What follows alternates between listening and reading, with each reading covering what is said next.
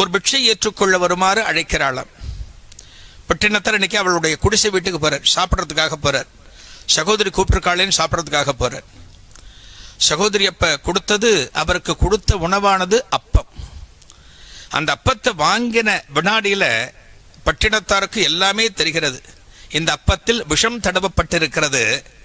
இந்த அப்பத்தை நாம் உண்டான் பிறகு எந்தகைய விமர்சனமும் இல்லாமல் நமது சகோதரி வாழ விரும்புகிறாள் என்பதை புரிந்து கொண்டு அந்த அப்பத்தை என்ன பண்றாராம், அவளுடைய குடிசை வீட்டு மேலே எரியறாராம்.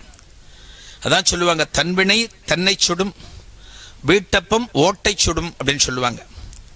இந்த அப்பத்தை அந்த கூரைக்கு மேலே பொடிஞ்ச உடனே தான் பட்டினத்தாருக்கும் ஒரு ஞானம் வரத்துக்கு எத்தனை ஸ்டேஜ் கடந்து போகணும் அப்படின்னா மகான்களது சரிதத்தை பார்த்தால்தான் புரியும் நமக்கு. இத்தனை சொந்தக்காரங்க இருந்துமே இத்தனை பேரும் நாம் அழிய வேண்டும் என்று விரும்புகிறார்களே, என்ன தேசமடான்னு இங்கிருந்து புறப்பட்டு அப்பதான் வடக்க